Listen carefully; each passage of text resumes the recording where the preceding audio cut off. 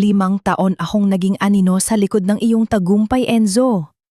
Ibinenta ko pati ang huling alaala ng aking ina para lang may maipakain sa'yo sa tundo. Pero ngayong, direktor ka na, ang kapalit ba ng lahat ay ang sipa sa aking pagkatao? Habang nagpapakasasa ka sa kama ng iyong amo, tandaan mo ito. Ang bahay na tinutulugan ninyo, ang perang ginagastos ninyo, at ang kumpanyang kinatatayuan ninyo, ay sa akin. At sa araw ng iyong kasal, kukunin ko ang lahat. Sino na ngayon ang basura? Ayoko na, Mariel. Nakakasuka na ang amoy ng sibuyas at paghihirap na dala mo sa bawat sulok ng bahay na ito. Hindi mo ba napapansin? Kahit anong mahal ng pabangong ibigay ko sa'yo, amoy luma at amoy, pawis ka pa rin. Ang boses ni Enzo ay parang isang matalim na patalim na humiwa sa malamig na hangin ng kanilang silid. Walang bakas ng pag-aalinlangan, walang bahid ng awa.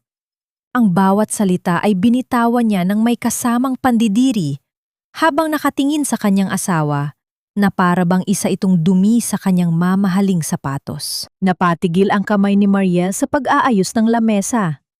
Hawak-hawak pa niya ang sandok na ginamit niya sa pagluluto ng paboritong adobo ni Enzo. 5 oras niyang pinakuluan ang karne, tinitiyak na malambot ito at saktong-sakto ang timpla. Gaya ng laging hiling ng asawa.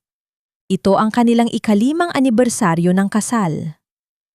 Upang mabili ang pinakamagandang klase ng karne at ang bote ng alak na matagal nang inaasam ni Enzo, palihim na ibinenta ni Mariel ang huling pares ng hikaw na pamana ng kanyang ina. Suot pa ni Mariel ang kanyang kupas na apron. Ang mga daliri ay may bahid pa ng uling at bawang. Sa gitna ng marangyang dining room na siya mismo ang nagdisenyo ng bawat detalye sa pamamagitan ng pagtitipid, nagmukha siyang isang estranggero.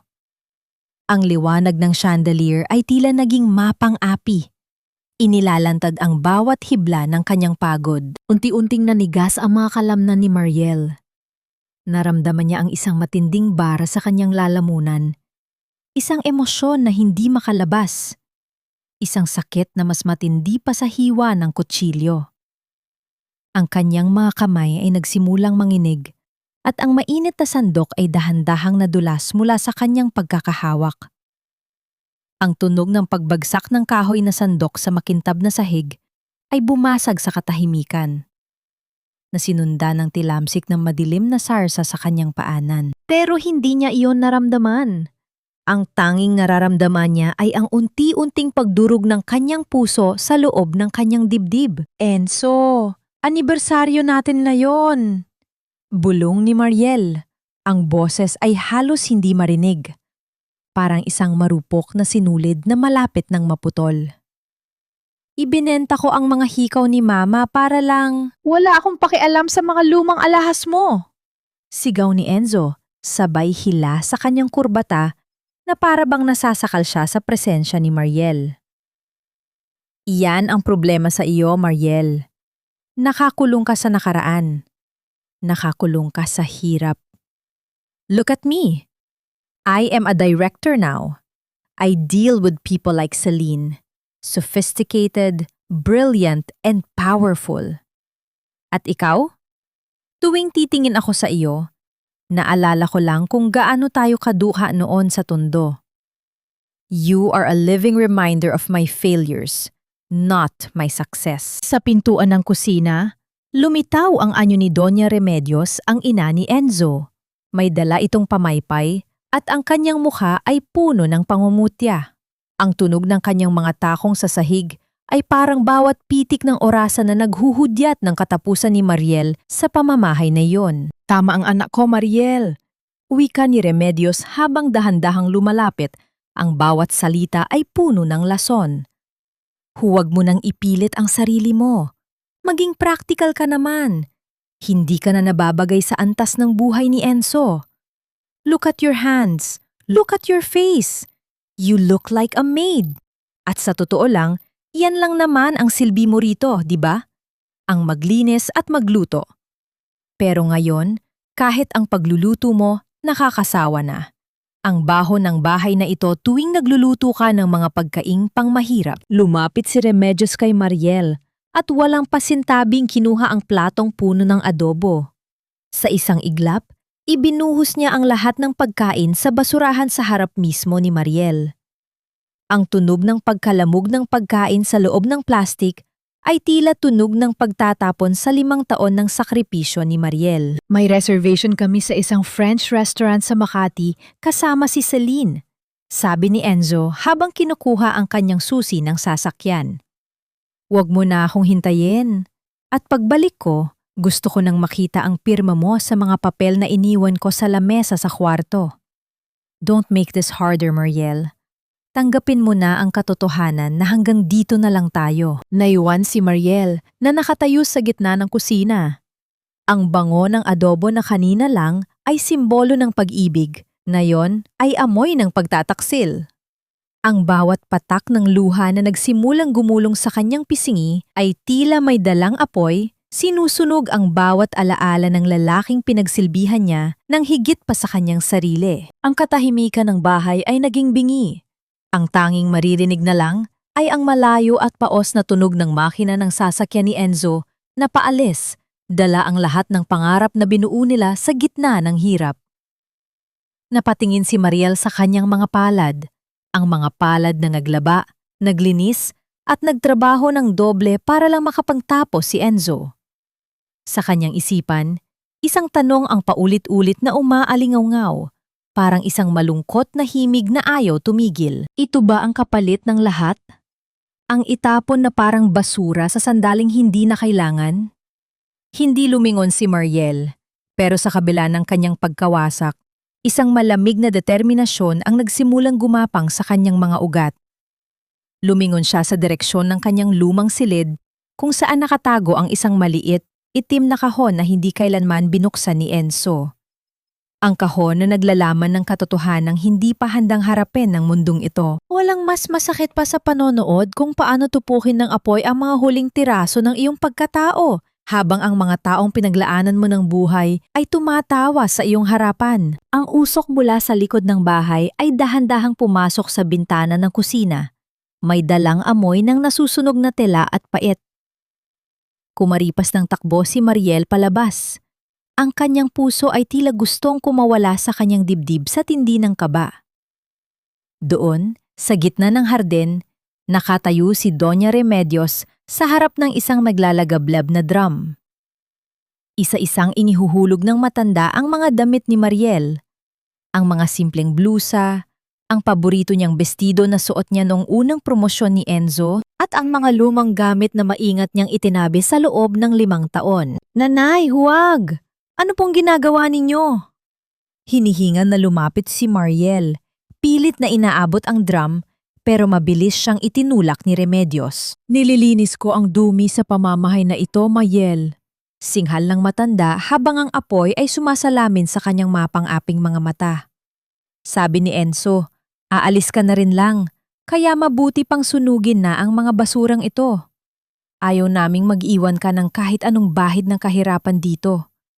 Nakakahiya sa mga bisitang darating para sa paghahanda ng kasal ni Enzo at Celine. Sa bawat damit na nilalamon ng apoy, tila bumabalik sa gunita ni Mariel ang mga araw na wala pa silang lahat ng karangyaang ito. Naalala niya ang init sa loob ng kanilang maliit na kwarto sa Tondo, kung saan tinitiis niya ang gutom para lang may pambayad si Enzo sa kanyang MBA.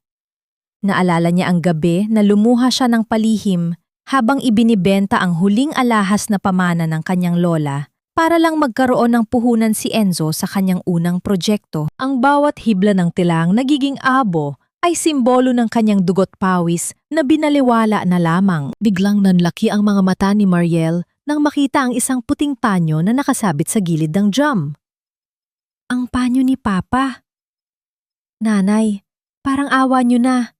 Yan na lang ang natitirang alaala ko sa kanya. Akma niyang kukunin ang panyo, pero mas mabilis ang paa ni Remedios.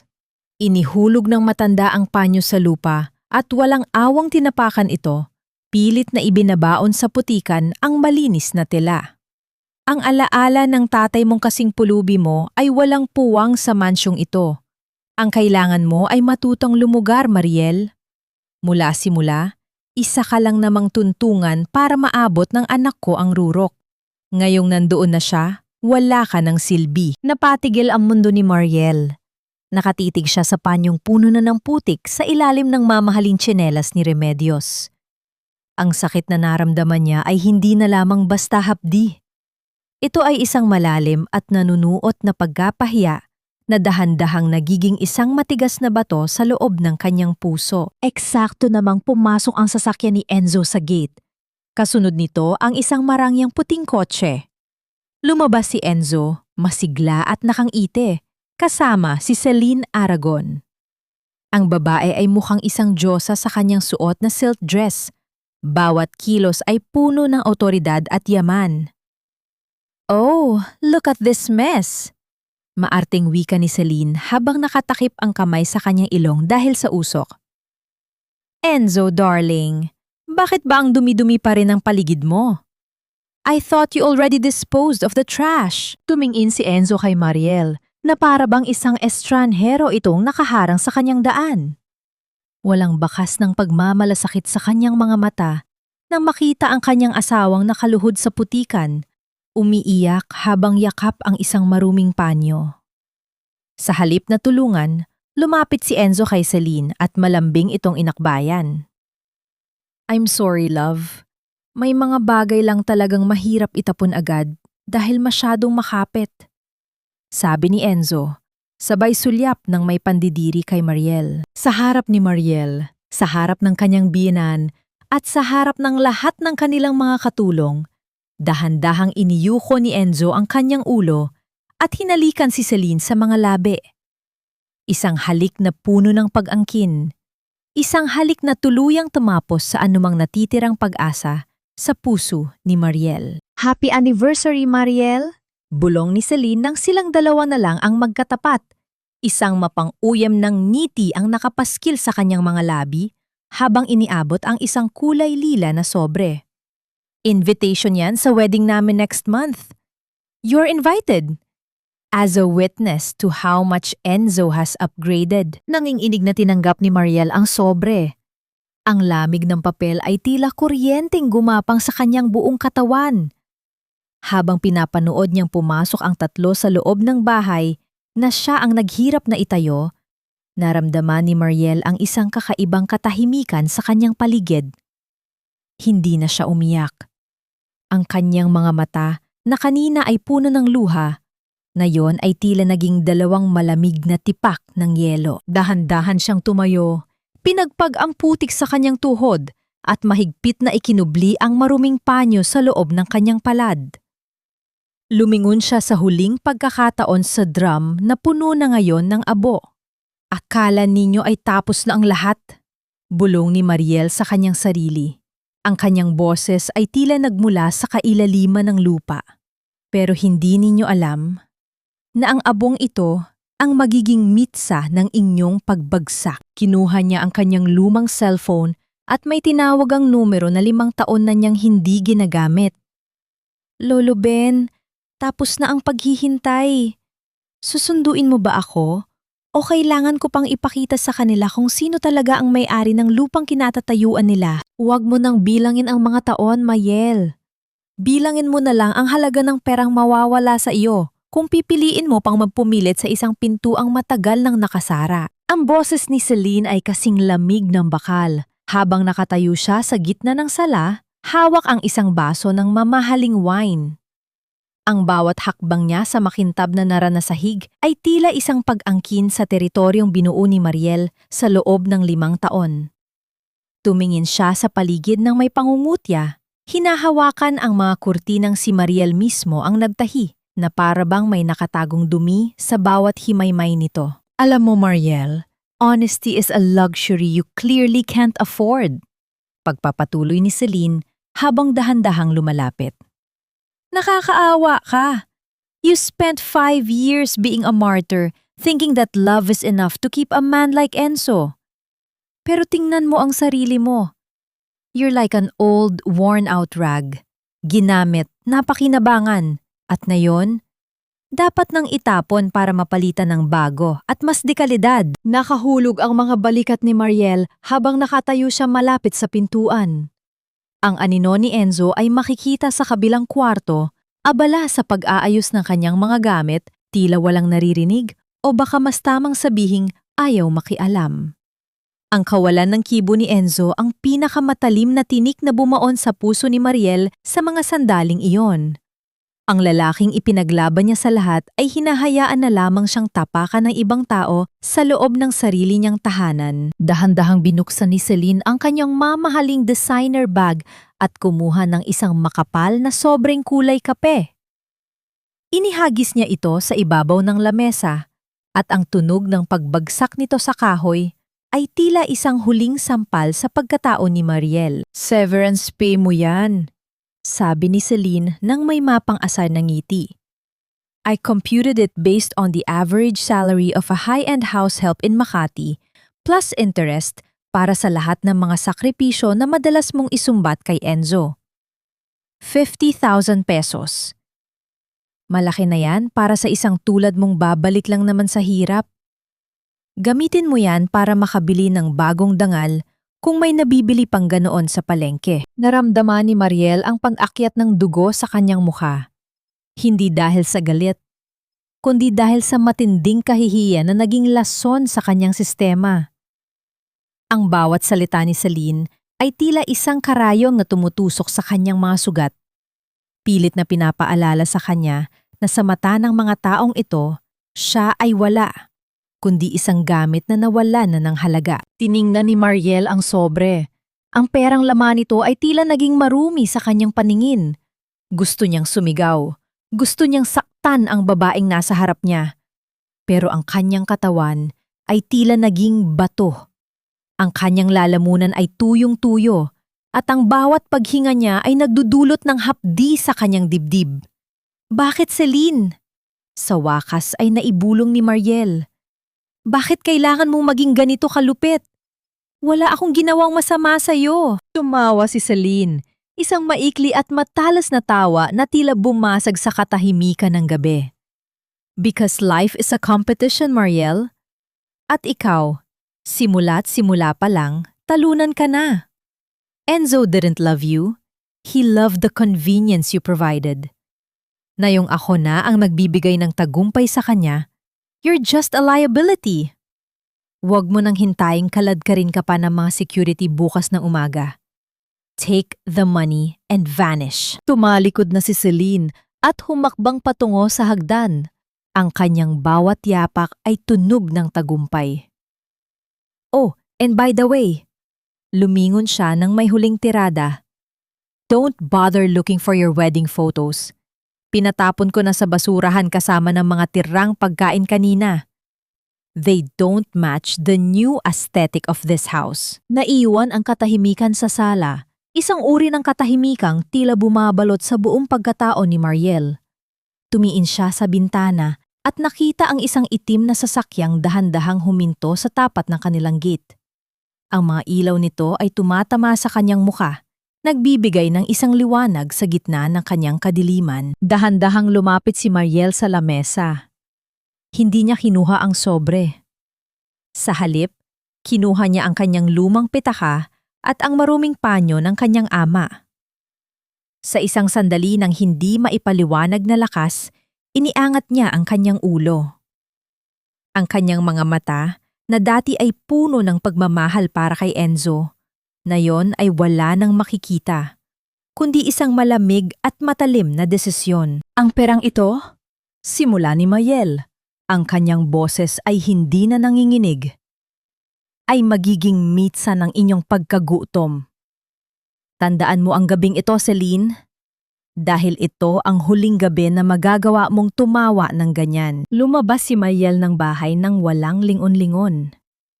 Hindi niya dinala ang kahit anong gamit na binili ni Enzo. Bit-bit lang niya ang kanyang dangal at ang lihim na matagal na niyang itinatago. Sa labas, bumukas ang pinto ng itim na sasakyan at lumabas ang isang matandang lalaking nakauniporme, si Lolo Ben. "Handa na po ang lahat, Senyorita Mariel." Wika ng matanda habang yumuyukod ng may malalim na paggalang. Sumakay si Mariel sa sasakyan at habang dahan-dahan silang lumalayo sa mansyon, tiningnan niya ang kanyang sarili sa salamin. Ang babaeng nasa loob ay hindi na ang asawang Ape. Sa kanyang isip, isang tanong ang naiwan. Kapag nalaman na nila ang tunay na halaga ng lupang kinatatayuan nila, sino kaya sa kanila ang unang luluhod sa putikan? Hindi sapat ang bagsak ng ulan sa labas para hugasan ang dumi na iniwan nila sa iyong puso, Mariel. Pero tandaan mo, ang bawat patak nito ay saksi sa iyong muling pagsilang. Ang boses ni Lolo Ben ay banayad at puno ng malasakit, isang kabaligtaran sa mga boses na narinig ni Mariel sa loob ng mansyon kanina. Sa loob ng marangyang sasakyan, ang amoy ng mamahaling leather at sariwang lavender ay tila isang estranghero sa kanyang ilong na nasanay sa amoy ng kusina at usok ng nasunog na damit. Nakatingin si Mariel sa labas ng bintana, pinapanood ang mga ilaw ng Makati na lumalabo dahil sa malakas na buhos ng ulan. Ang bawat patak ng tubig na bumabangga sa salamin ay tila mga luhang hindi na niya kayang ilabas. Nanatiling tahimik si Mariel. Ang kanyang mga kamay ay mahigpit pa ring nakakapit sa maruming panyo ng kanyang ama. Pakiramdam niya ay isa siyang basang sisiw na inalis sa gitna ng bagyo at inilagay sa isang palasyo. Ngunit ang lamig sa loob ng kanyang dibdib ay hindi kayang pawiin ng heater ng sasakyan. 5 taon, Lolo Ben. Sa wakas ay naibulong ni Mariel. Ang kanyang boses ay tila isang tuyot na dahon na malapit ng madurog. 5 taon kong pinatunayan na kaya kong magmahal ng walang hinihinghing kapalit. Sinunod ko ang huling hiling ni Papa na mamuhay ng payak, na huwag gamitin ang yaman ng pamilya hanggat hindi natatapos ang itinakdang panahon. Akala ko, sapat na ang magpakatotoo. Bumuntong hininga si Lolo Ben habang maingat na nagmamaneho sa madulas na kalsada. Ang pag-ibig na walang katapat na respeto ay parang isang bahay na itinayo sa buhangin, senyorita. Madaling gumuho kapag dumating ang unos. Ang hiling ni Don Fernando ay hindi para pahirapan ka, kundi para makita mo ang tunay na kulay ng mga taong nasa paligid mo bago mo hawakan ang korona. Pinala siya ni Lolo Ben sa isang penthouse sa Bonifacio Global City, isang lugar na pag-aari ng kanyang pamilya na matagal na niyang hindi napupuntahan. Habang naglalakad sa pasilyo, nakita ni Mariel ang kanyang sarili sa malalaking salamin. Ang kanyang buhok ay gulo-gulo, ang kanyang mukha ay maputla, at ang kanyang damit ay marumi. Ngunit sa likod ng mga matang iyon, may isang bagong ningas na nagsisimulang mabuo. Sa loob ng opisina, naghihintay ang isang lalaking nakasuit, si Attorney Valderrama, ang Chief Legal Counsel ng Sarmiento Group. Pagkakita sa kanya, agad na tumayo ang abogado at yumukod ng may malalim na paggalang. Welcome back, Chairman Mariel Sarmiento? Wika ng abogado. Eksaktong 12:00 ng hating gabi kanina, natapos na ang 5 taong moratorium sa iyong mana. Ang lahat ng assets, accounts, at ang controlling shares ng Sarmiento Holdings ay ganap mo ng magagamit. At may kailangan kang makita. Inilatag ni Attorney Valderrama ang ilang mga dokumento sa harap ni Mariel. Habang binabasa ang mga ito, naramdaman ni Mariel ang muling pagkirot ng kanyang puso. Ngunit sa pagkakataong ito, hinaluan na ito ng matinding galit. Ang mga dokumento ay nagpapakita ng mga transaksyon sa kumpanya ni Enzo. Ang kumpanyang hindi alam ni Enzo na ang Sarmiento Holdings ang pangunahing investor. 5 milyong piso ang illegal na inilipat ni Enzo sa isang personal account sa ilalim ng pangalan ni Celine Aragon, paliwanag ng abogado. Ginamit nila ang pondo ng kumpanya para pundohan ang kanilang marangyang kasal at ang bagong kondo na bibilhin nila sa Paris. Akala nila ay walang makakapansin dahil sila ang may hawak ng management. Mariel closed her eyes tightly. Hindi lang pala siya ipinagpalit. Ninakawan pa siya ng mga taong itinuring niyang pamilya. Ang perang ginamit sa paggawa ng kasalanan ay perang galing sa pinaghirapan ng kanyang yumaong ama. May isa pa po, senyorita. Dagdag ni Lolo Ben habang inyabot ang isang tablet. Nakita ng aming surveillance sa plano nilang ibenta ang mga shares ng kumpanya sa isang dummy corporation bukas para tuluyan ang mawala ang kontrol ng mga Sarmiento bago pa ninyo malaman ang katotohanan. Isang mapait na tawa ang kumawala sa mga labi ni Mariel. Isang tawa na walang halong saya, kundi puno ng pait at determinasyon. Ang bawat salita ni Enzo, bawat sampal ng kanyang biyenan, at bawat pangungutya ni Celine ay muling umalingaw-ungaw sa kanyang pandinig. Akala nila ay naitapon na nila ang basura. Wika ni Mariel, ang kanyang boses ay naging matatag at puno ng awtoridad na tila ngayon lang muling lumitaw. Hindi nila alam na ang basurang tinapon nila ay ang siyang nagpapakain sa kanila. Tumayo siya at lumapit sa malaking bintana na nakaharap sa kumpol ng mga gusali sa Makati. Sa malayo, nakikita niya ang penthouse kung saan malamang ay nagdiriwang ngayon sina Enzo at Celine, kampante sa kanilang mga kasinungalingan. Attorney Valderrama, ihanda ang lahat ng ebidensya. Utos ni Mariel nang hindi lumilingon. Gusto ko ang bawat sentimo na kinuha nila ay mabayaran ng kanilang dangal. At si Lolo Ben, ihanda mo ang pinakamahal na puting gown na makikita mo. Pupunta tayo sa kasal. Pero, senyorita, hindi pa ba masyadong maaga para magpakita? Tanong ni Attorney Valderrama. Lumingon si Mariel at sa unang pagkakataon sa loob ng 5 taon, isang ngiti ng isang tunay na Sarmiento ang sumilay sa kanyang muka. Hindi ako pupunta para itigil ang kasal. Pupunta ako para saksihan ang pagbagsak ng kanilang imperyong gawa sa kasinungalingan. Gusto kong makita ang mukha ni Enzo kapag nalaman niyang ang babaeng pinalayas na sa ulan ay ang babaeng may-ari ng kanyang hininga. Habang papalabas ng opisina, napansin ni Mariel ang isang lumang folder sa gilid. Binuksan niya ito at nanlaki ang kanyang mga mata sa nakita. Ito ay isang lihim na kontrata na nilagdaan ni Celine Aragon. Isang kontrata na magpapabago sa lahat ng akala ni Enzo tungkol sa kanyang bagong, dakilang pag-ibig. Enzo, kung akala mo ay nahanap mo na ang iyong reyna, nagkakamali ka. Bulong ni Mariel sa madilim na pasilyo. Ang tagumpay ay parang isang matamis na lason. Sa umpisa ay masarap sa panlasa. Ngunit dahan-dahan nitong pinapatay ang iyong katinuan. Sa loob ng isang eksklusibong jewelry shop sa Greenbelt, masiglang tumatawa si Celine habang sinusubukan ang isang brilyanteng kuwintas na kasing halaga na ng isang maliit na bahay. Ang bawat kislap ng bato ay tila sumasalamin sa kanyang ambisyon. Sa tabi niya, nakaupo si Enzo, may hawak na baso ng champagne. Ngunit ang kanyang isipan ay tila lumilipad sa ibang lugar. Enzo, darling, look! Bagay ba sa akin? Tanong ni Celine habang tinitingnan ang kanyang sarili sa salamin ng may labis na paghanga. Ito ang isusuot ko sa reception. I want everyone to know that I am the new queen of the Villarama Empire. Pilit nang umiti si Enzo. Ngunit may kakaibang kaba na gumagapang sa kanyang dibdib. Siyempre, kahit ano naman ang isuot mo, maganda ka. Pero Celine, sigurado ka ba sa presyo niyan? Masyado na tayong malaki ang nagastos para sa catering at sa venue sa peninsula. Agad na nagbago ang mukha ni Celine. Ibinaba niya ang kwintas at humarap kay Enzo nang may naniningkit na mga mata. Are you questioning my taste now, Enzo? O baka naman nanghihinayang ka sa perang ginagastos natin dahil naalala mo ang asawa mong amoy sibuyas? Tandaan mo, Enzo, kung hindi dahil sa akin at sa mga koneksyon ko, hindi mo makukuha ang mga proyektong hawak mo ngayon. Huwag kang maging kuripot sa akin. Hindi naman sa ganoon, love. Pagpapakumbaba ni Enzo, sabay haplos sa kamay ni Celine.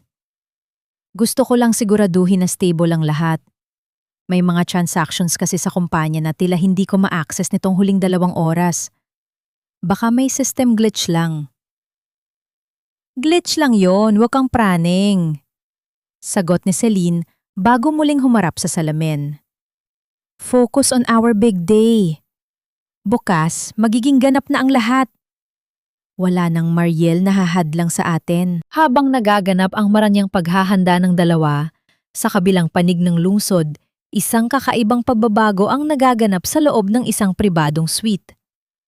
Nakatayo si Mariel sa harap ng isang malaking salamin na abot hanggang sahig.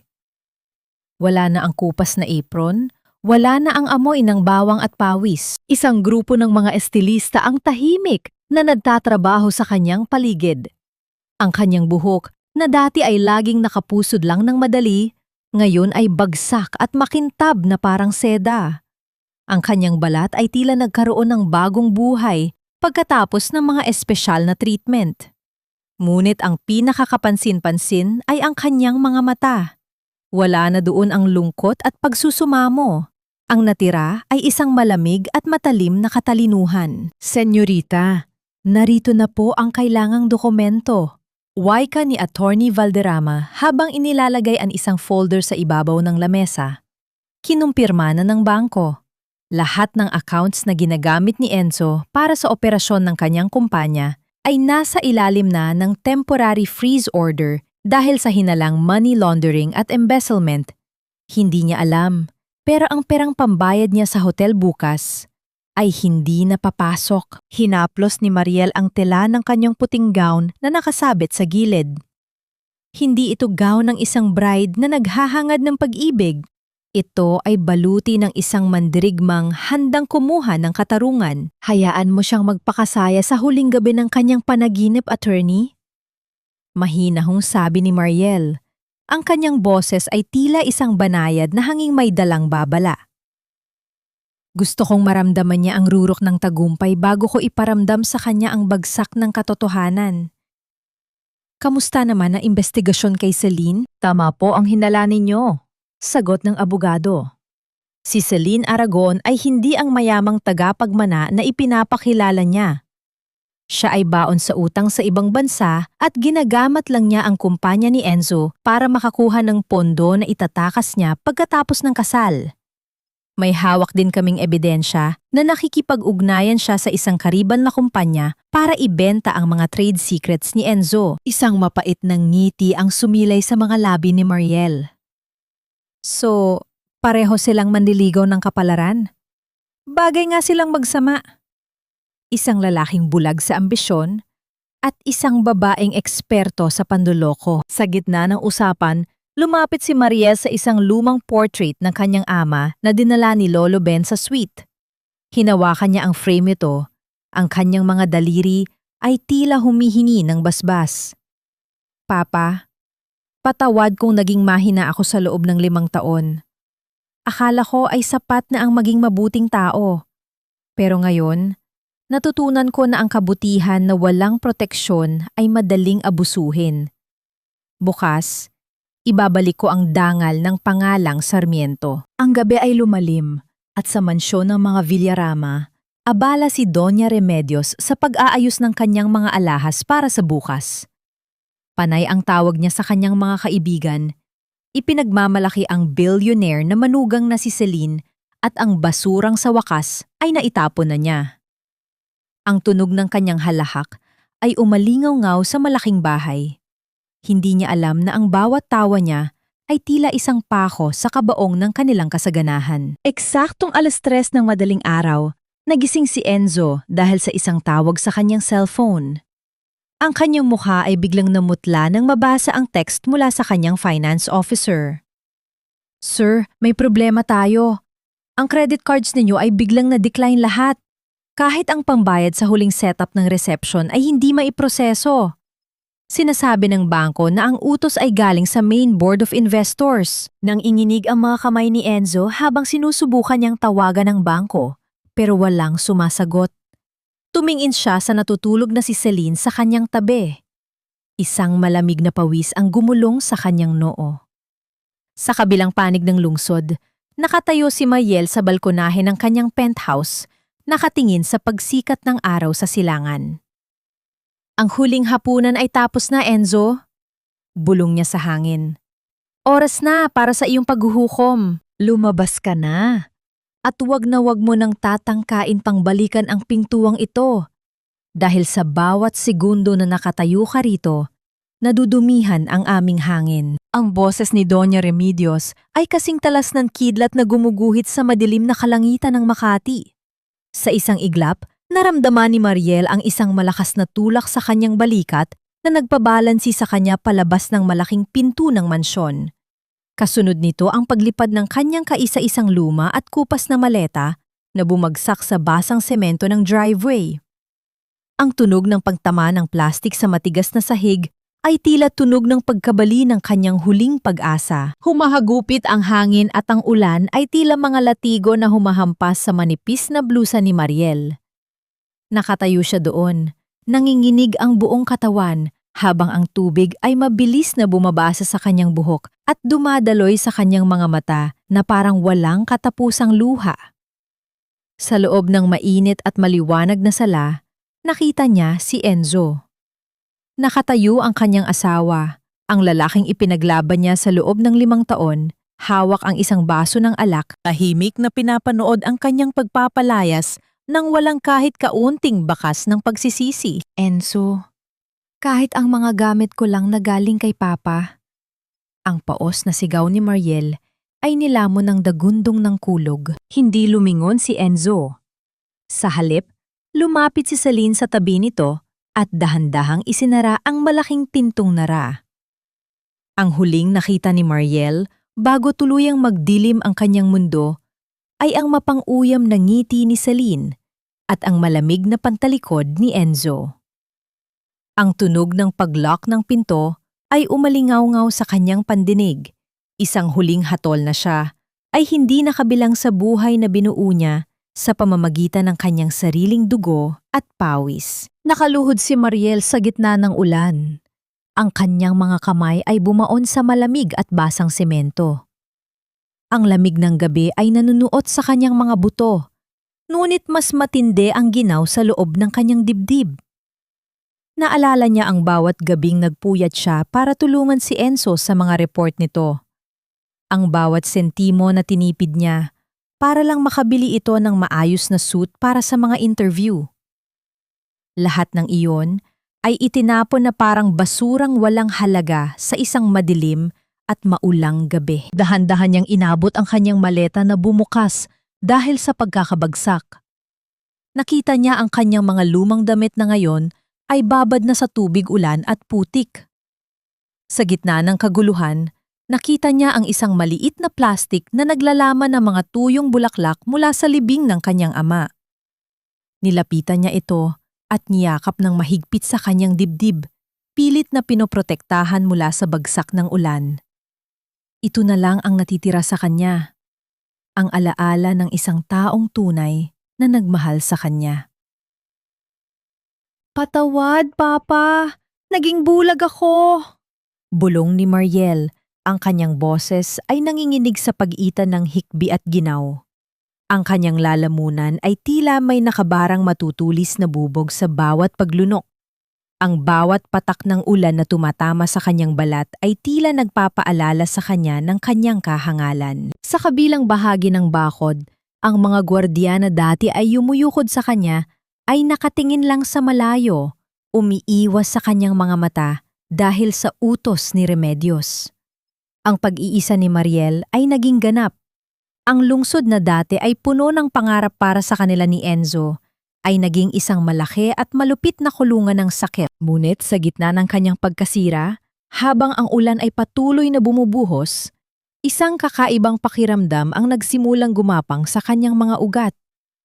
Hindi na ito ang takot ng isang api, kundi ang pait ng isang taong wala nang natitira, kundi ang kanyang danggal. Ang kanyang mga daliri na nakabaon sa putik ay dahan-dahang humigpit. Isang itim na sasakyan ang dahan-dahang huminto sa labas ng gate.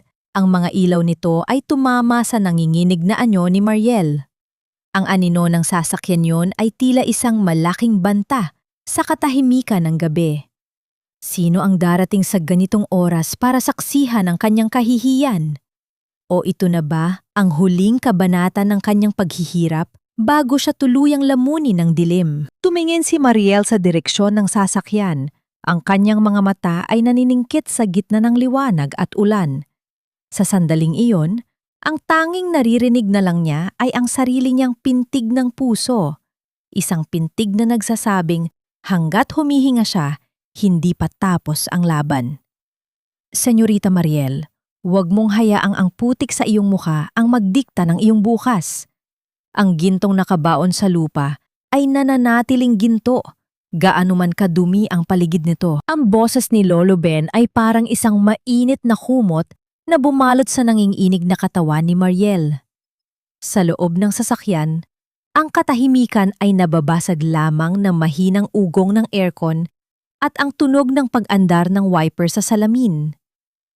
Nakaupo si Mariel sa likuran, balot ng isang kulay abong tuwalya, habang ang kanyang mga mata ay nananatiling nakapako sa madilim na kalsada. Ang bawat streetlight na nadadaanan nila ay tila isang mabilis na sulyap sa nakaraang gusto na niyang talikuran. Lolo Ben, bakit kailangan ganito? Tanong ni Mariel. Ang kanyang boses ay paos at halos hindi lumalabas sa kanyang tuyong lalamunan. Sinunod ko ang bawat salita ni Papa.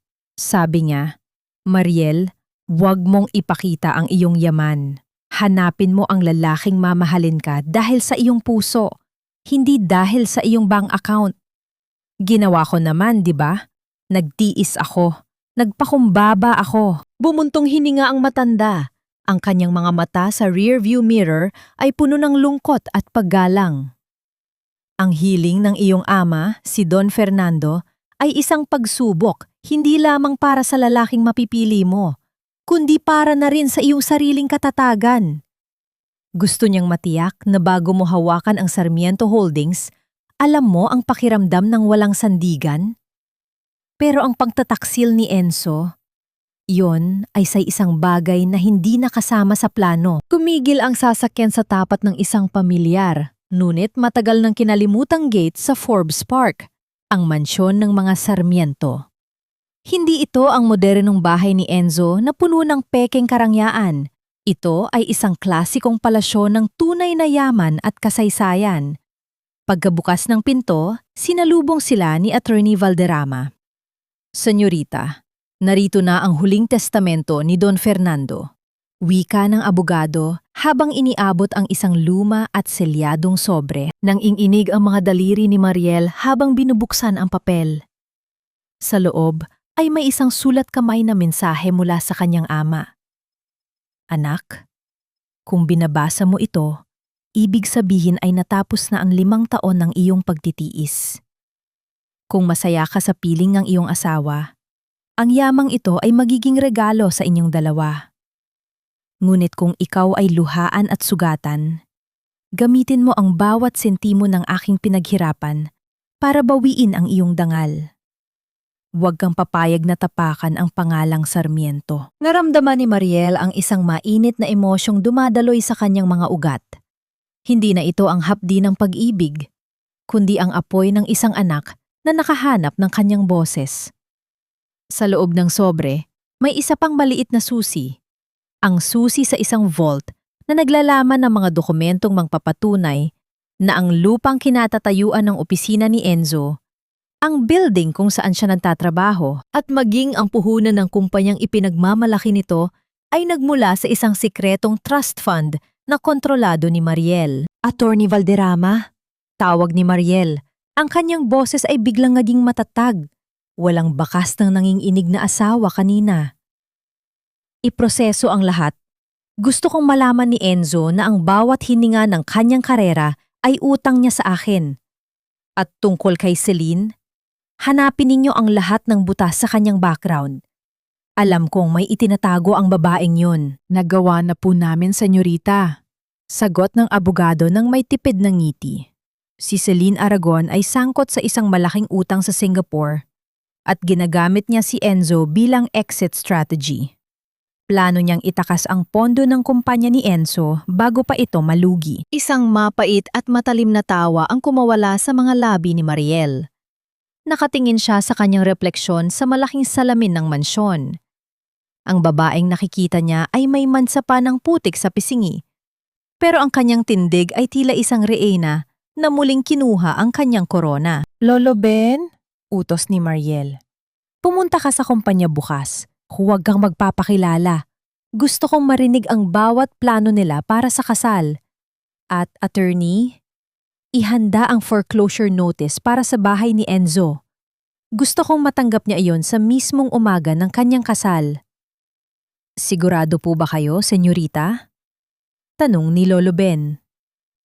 Hinawakan ni Mariel ang kwintas na nakatago sa loob ng kanyang damit. Isang laket na may larawan ng kanyang ama. Akala nila ay sapat na ang itapon ako sa ulan para maglaho ako. Ngayon, ipakikita ko sa kanila na ang ulan na pinaligo nila sa akin ay ang siyang lulunod sa kanilang lahat. Sa gitna ng katahimikan ng gabi, kinuha ni Mariel ang kanyang lumang cellphone. May isang mensahe doon mula kay Enzo na ipinadala bago siya palayasin.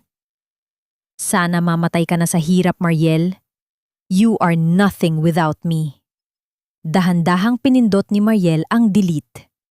Sa kanyang isip, hindi lang ang mensahe ang binura niya, kundi ang huling bakas ng pag-ibig na nagpahina sa kanya sa loob ng 5 taon. Ngunit bago siya umakyat sa kanyang silid, napansin niya ang isang kakaibang dokumento sa ilalim ng file ni Celine. Isang pangalan ang nakasulat doon na nagpatigil sa pintig ng kanyang puso. Isang pangalan na nag-uugnay kay Celine sa isang madilim na bahagi ng nakaraan ng pamilya Sarmiento. Ano ang kaugnayan ni Celine sa pagkamatay ng kanyang ama? Ang pananahimik ay hindi palaging tanda ng pagsuko. Madalas, ito ang katahimikan bago ang isang mapanirang unos na tatapos sa lahat ng iyong kasinungalingan. Nakatayo si Maria sa gitna ng kanyang walk-in closet sa mansyon ng mga Sarmiento. Ngunit hindi na siya ang babaeng nakasuot ng kupas na apron at amoy sibuyas. Sa harap niya ay nakalatag ang iba't ibang disenyo ng mga damit na gawa sa pinakamahal na sutla at lino. Hinawakan niya ang isang itim na silk dress.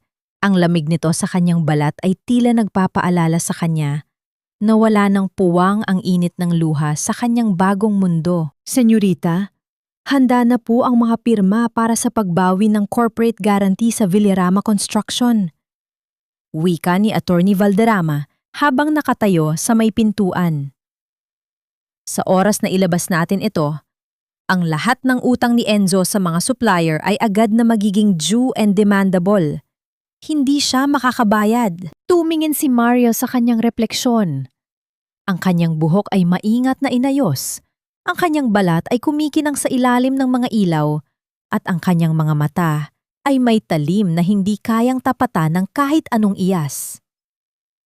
Hayaan mo silang mag-celebrate bukas, attorney. Gusto kong maramdaman nila ang rurok ng tagumpay bago natin hilahin ang sahig sa ilalim ng kanilang mga paa. Pero bago iyon, sabihin mo sa akin, ano ang nahanap mo tungkol sa koneksyon ni Celine sa aking ama? Bumaba ang tingin ng abogado sa hawak niyang folder. Ang kanyang mukha ay naging seryoso. Ang tatay ni Celine, si Ricardo Aragon, ay dating kasosyo ni Don Fernando. Sinubukan niyang lokohin ang iyong ama sa isang malaking proyekto sa Clark. 10 taon na ang nakalilipas. Noong mabigo siya at tuluyang malugi ang kanyang pamilya, isinisi niya ang lahat kay Don Fernando bago siya nagpakamatay. Si Celine, hindi lang siya narito para sa pera ni Enzo. Narito siya para sirain ang kahit anong may kaugnayan sa mga Sarmiento. At ang unang biktima niya ay ang lalaking naging tuntungan niya, si Enzo. Isang malamig na ngiti ang sumilay sa mga labi ni Mariel. Kaya pala gano'n na lamang ang galit niya sa akin. Hindi lang ako ang asawa ni Enzo sa paningin niya. Ako ang anak ng taong kinamumuhihan niya. Ginamit niya si Enzo para saktan ako, habang si Enzo naman ay sapat na hangal para magpabulag sa aking kaaway. Samantala, sa kabilang bahagi ng lungsod, abala si Enzo sa huling fitting ng kanyang suit para sa kasal bukas. Nakatingin siya sa malaking salamin ng boutique, admiring his own reflection. Sa tabi niya, si Celine ay panayang utos sa mga staff tungkol sa mga huling detalye ng reception sa peninsula. Darling, bakit parang balisa ka? Tanong ni Celine habang inaayos ang kurbata ni Enzo. Bukas na ang simula ng bagong buhay natin. Wala na ang pabigat sa buhay mo. May kakaiba lang kasi, Celine. Sagot ni Enzo. Ang kanyang boses ay may bahid ng pag-aalala. Hindi sumasagot ang mga supplier natin mula kaninang hapon. At ang bangko, sinasabing may major policy change daw, kaya hindi ma-release ang standby credit line ng kumpanya. Kung hindi yan papasok bukas, hindi ko mababayaran ang mga construction workers sa Monday. Tumawa si Celine, isang matunog at mapang-uyam na tawa. Huwag kang mag-alala, Enzo. Isang gabi na lang at magiging opisyal na ang pagsasama natin. Kapag nakuha ko na ang kontrol sa huling shares na ipinangako mo, ako na ang bahala sa lahat. You worry too much. Hindi alam ni Enzo na habang hinahaplos ni Celine ang kanyang mukha, ang babae ay may tinitinglang mensahe sa kanyang relo. Isang mensahe tungkol sa pag-transfer ng natitirang pondo ng Villarama Construction patungo sa isang offshore account sa Cayman Islands. Bumalik ang eksena kay Mariel na ngayon ay nakaupo sa kanyang study table. Kinuha niya ang maruming panyo ng kanyang ama na nilaban na ni Lolo Ben, ngunit may bakas pa rin ng bahid ng putik. Isang golden moment ang nabuo nang ilapit niya ito sa kanyang mukha. Nalalangha pa rin ang amoy ng lumang tabako at pagmamahal na tanging ang kanyang ama lang ang nakapagbibigay. Papa, sisiguraduhin kong sa araw ng kasal nila, hindi lang katarungan ang kukunin ko. Bulong ni Mariel sa madilim na silid. Ipakikita ko sa kanila na ang tunay na kapangyarihan ay hindi nakukuha sa pang-aapi, kundi sa pagtayo mula sa pagkakadapa. Biglang pumasok si Lolo Ben. Ang kanyang mukha ay puno ng pagmamadali. Senyorita, may balita po mula sa hotel. Sinubukan ni Celine na palitan ang pangalan ng main beneficiary ng event insurance para sa kasal bukas. Gusto niyang makuha ang lahat ng claim sakaling magkaroon ng aberya. Mariel stood up, her eyes flashing with a dangerous light. Gusto niya ng aberya? Ibibigay ko sa kanya ang pinakamalaking aberya sa kasaysayan ng kanyang buhay. Lumingon siya kay Attorney Valderrama. Ihanda ang sasakyan bukas ng 8:00 ng umaga. At attorney, siguraduhin mong ang lahat ng press at media na inimbitahan ni Celine ay nandoon. Gusto kong saksihan ng buong bansa kung paano nagiging abo ang isang palasyong itinayo sa kasinungalingan. May isa pa pong bagay, senyorita. Dagdag ni Attorney Valderrama. Nahanap na namin ang kinaroroonan ng luma mong wedding ring. Ang singsing na ibinenta mo para sa puhunan ni Enzo. Napatigil si Mariel. Nasaan? Nasa isang pawn shop sa Tondo. Nakatago ito sa ilalim ng pangalan ni Doña Remedios. Mukhang tinubos niya ito gamit ang perang inakaw niya sa iyo, para lang itago at hindi mo na makuha. Mariel's grip on her father's handkerchief tightened. Ang bawat piraso ng kanyang sakit ay dahan-dahang nabubuo sa isang perpektong plano ng paghihigante. Lolo Ben, tubusin mo ang singsing na iyon. Isusuot ko yon bukas. Hindi bilang tanda ng kasal namin ni Enzo, kundi bilang paalala sa bawat sentimong kinuha nila sa akin na ibabalik ko ng may kasamang interes.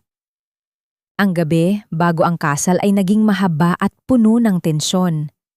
Habang si Enzo ay nananaginip ng yaman, si Mariel ay gising, pinagmamasdan ang bawat detalye ng kanyang pagbabalik. Cliffhanger. Isang oras bago ang kasal, nakatanggap si Enzo ng isang anonymous na tawag. Tumingin ka sa labas ng bintana ng iyong suite, Enzo. Ang babaeng akala mo ay nilamon na ng ulan ay kasalukuyang binibili ang hotel na kinaroroonan mo. Ang bawat tunog ng relo sa loob ng silid ay tila isang pako na ibinabaon sa katinuan ni Enzo. Bawat segundo ay paalala na ang oras ng kanyang paghuhukom ay malapit na. Nakatayo si Enzo sa harap ng malaking bintana ng kanyang suite sa Peninsula Hotel. Ang kanyang mga kamay ay nanginginig habang mahigpit na nakahawak sa kanyang cellphone. Ang anonymous na tawag kanina ay tila isang lason na dahan-dahang kumakalat sa kanyang sistema. Tumingin siya sa ibaba, sa labas ng bintana, kung saan makikita ang pagdating ng mga marangyang sasakyan ng mga bisita. Ngunit sa gitna ng mga ito, isang itim na convoy ang kumuha ng kanyang atensyon. Mga sasakyang may plakang hindi pamilyar, ngunit may dalang awtoridad. Enzo, darling, bakit pawis na pawis ka? Ang boses ni Celine ay pumasok sa kanyang pandinig, malambing ngunit may tonong naguutos. Lumapit ang babae sa kanya, suot ang kanyang mamahaling lace robe at dahan-dahang hinaplos ang balikat ni Enzo. It's our wedding day. You should be the happiest man alive. Bakit parang nakakita ka ng multo? Celine, may tumawag sa akin. Sabi niya, binili na raw ang hotel na ito. At ang sabi pa, ang taong bumili ay ang babaeng akala ko ay wala na. Nauutal na wika ni Enzo. Lumingon siya sa kanyang magiging asawa, naghahanap ng kasiguraduhan. Imposible naman na si Mariel yon, di ba? She's a nobody. Pinalayas natin siya sa ulan na walang kahit isang singko. Tumawa si Celine, isang matalim at mapang-uyam na tawa na tila bumasag sa kaba sa hangin. You're being paranoid, Enzo. Mariel is probably rotting in some slum in Tondo right now. O baka naman naghahanap ng basurang makakain. Huwag mong sirain ang araw na ito dahil sa isang guni-guni. I already checked the guest list. Ang taong bumili ng hotel ay isang korporasyong may malaking pangalan sa Singapore.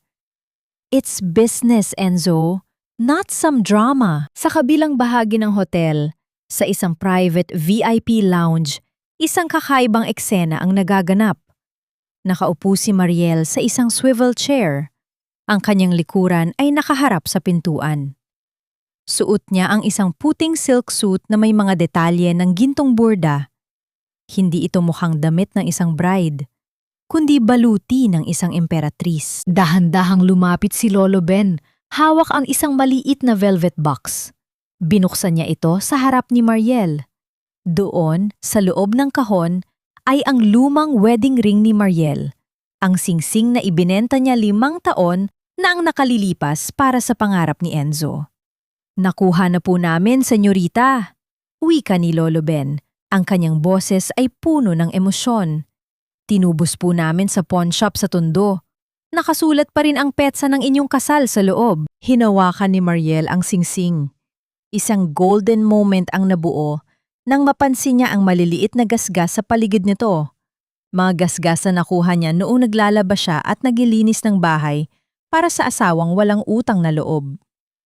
Isinuot niya ang singsing, hindi sa kanyang ring finger, kundi sa kanyang hintuturo, bilang simbolo ng kanyang bagong kapangyarihan at pag-utos sa kanyang sariling tadhana. Salamat, Lolo Ben, bulong ni Mariel.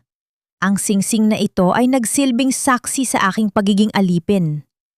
Ngayon, magsisilbi itong saksi sa kanilang pagkawasak. Eksaktong 9:00 ng umaga. Ang ballroom ng hotel ay puno na ng mga bulaklak na puting rosas. Mga bulaklak na ang bayad ay nakabinbin pa rin sa bangko. Ang mga bisita, ang mga kilalang tao sa lipunan ay naghihintay na sa simula ng seremonya. Si Enzo, suot ang kanyang tuksido, ay nakatayo sa dulo ng altar. Pilit na itinatago ang kaba sa likod ng isang pilit na ngeti. Ang kanyang ina, si Doña Remedios, ay nakaupo sa unang hanay. Panay ang paypay at ang mukha ay puno ng pagmamalaki. Napakaganda ng lahat, Remedios, bulong ng isa niyang kaibigan. Sabi ko na nga ba, ang anak mo ay para sa isang tunay na reyna, hindi para sa babaeng iyon na mukhang tagaluto. Siyempre naman, sagot ni Remedios nang may mataas na tono. Salamat na lang at natahuhan ang anak ko bago pa mahuli ang lahat. Ngayon, makakaasa na kami ng tunay na apo na may dugong bughaw. Biglang tumunog ang maringal na musika, ang wedding march. Ang malalaking pinto ng ballroom ay dahan-dahang bumukas. Ang lahat ng tao ay lumingon, inaasahang makikita si Celine sa kanyang mala-prinsesang gown.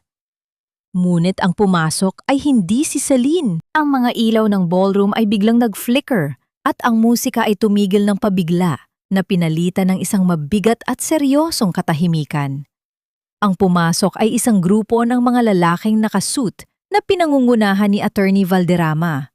At sa gitna nila, naglalakad ng may mataas na no, suot ang kanyang puting silk suit at ang kanyang matalim na tingin ay si Mariel Sarmiento. Ang tunog ng kanyang mga takong sa marmol na sahig ay tila bawat tibok ng kaba sa dibdib ni Enzo.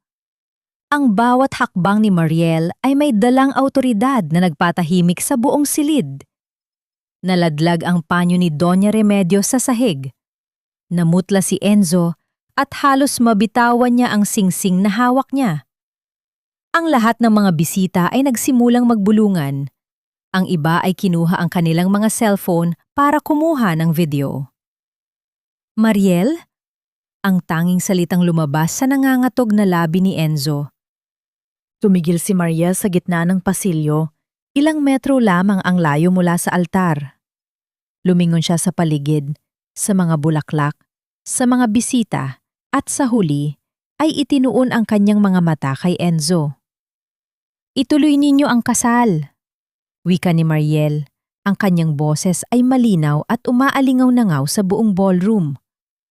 Huwag kayong titigil dahil lang sa pagdating ng may-ari ng hotel na ito. Sa sandaling iyon, bumukas ang kabilang pinto at lumabas si Celine. Ang kanyang mukha ay puno ng galit at gulat.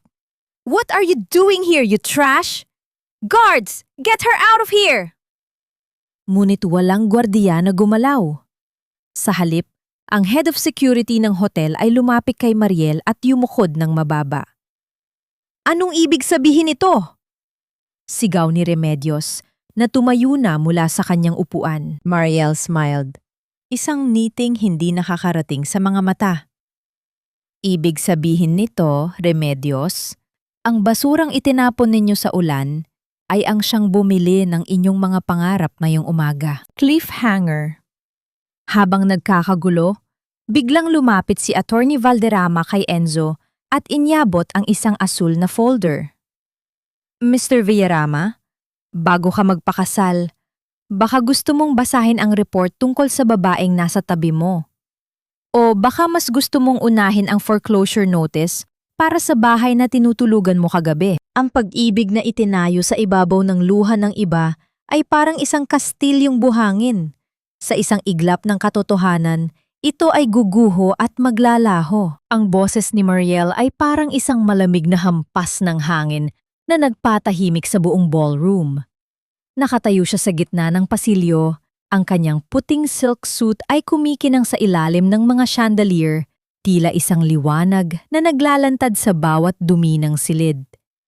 Ang bawat mata ng mga panauhin ay nakatitig sa kanya. Ang bawat lente ng camera ay nakatutok sa kanyang bawat galaw. Nanginginig ay mga daliri ni Enzo habang dahan-dahang binubuksan ang asul na folder na iniabot ni Attorney Valderrama. Sa bawat pahinang binabasa niya, ang kanyang mukha ay nawawalan ng kulay, hanggang sa maging kasing puti na ito ng kanyang sariling taksido. Ang mga dokumento ay malinaw. Ang kumpanyang pinaghirapan niya ay wala na sa kanyang kontrol. At ang lahat ng pondo na inasahan niya ay illegal na inilipat sa isang offshore account na hindi niya ma-access. Enzo, ano yan? Huwag kang maniwala sa kanya. Sigaw ni Celine. Ang kanyang boses ay pumiyok sa tindi ng kaba at galit. Akma niyang aagawin ng folder, pero mabilis itong iniwas ni Enzo. Celine, anong ibig sabihin ito? Tanong ni Enzo. Ang kanyang boses ay naninginig sa pagitan ng galit at kawalan ng pag-asa. Bakit may pirma mo rito? Bakit inilipat ang 5 milyong piso sa pangalan mo sa Singapore noong nakaraang linggo? Ang perang iyon ay para sa mga supplier natin. Ang mga panauhin ay nagsimulang magbulungan, isang ugong na tila kumpol ng mga bubuyog na dahan-dahang pumupuno sa ballroom. Ang kahihiyan ay nagsimulang gumapang sa balat ni Enzo. Mas masakit pa sa anumang sampal na natanggap niya sa buong buhay niya. It's a lie! Ginagawa lang yan ni Mariel dahil bitter siya. Dahil hindi niya matanggap na pinalitan ko siya. Sigaw ni Celine. Lumingon siya sa mga tao, pilit na naghahanap ng kakampi. Guards! Bakit hindi ninyo ilabas ang babaeng ito? Ang mga guwardiya tinatawag mo, Celine, ay sumusunod sa akin. Mahinahong wika ni Mariel habang dahan-dahang lumalapit sa altar. Dahil sa oras na ito, hindi lang ang hotel na ito ang pag-aari ko. Ang lahat ng utang ng pamilya Aragon sa bangko ay binili na rin ng Sarmiento Holdings. Ibig sabihin, kahit ang gown na suot mo ngayon, ay sa akin pa rin. Nalaglag ang panga ni Doña Remedios. Tumayo siya at susugurin sana si Mariel. Ang kanyang mukha ay punong-puno ng puot. Wala kang karapatan. Magnanakaw ka. Saan mo nakuha ang perang yan? Siguradong ninakaw mo yan sa anak ko. Nanay, tumigil ka na! Hiyaw ni Enzo na parang isang batang nawawala sa gitna ng bagyo. Napaupo siya sa baitang ng altar, ang kanyang mga kamay ay nakatakip sa kanyang mukha. Wala tayong ninakaw sa kanya.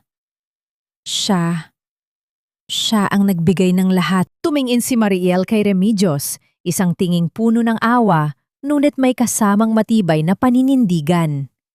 Ang perang sinasabi ninyo, Remedios, ay ang manakaw mula sa aking ama, si Don Fernando Sarmiento. 5 taon akong nagtiis sa inyong pang-aapi dahil iyon ang hiling ni Papa, ang mabuhay ng payak para makita ang tunay na kulay ninyo. At tama si Papa. Sa sandaling wala na akong maibigay, itinapon ninyo ako na parang basura. Tumayo si Celine.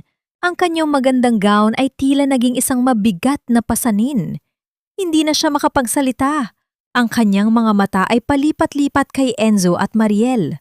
Ang kanyang plano na gamitin si Enzo para makatakas sa kanyang mga utang ay naglaho ng parang bula. Celine Aragon.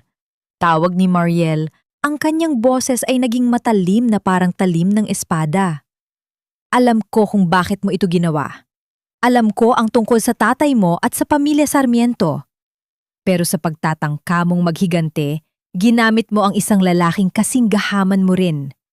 Ngayon, pareho kayong walang mapupuntahan. Biglang lumapit si Mariel kay Enzo.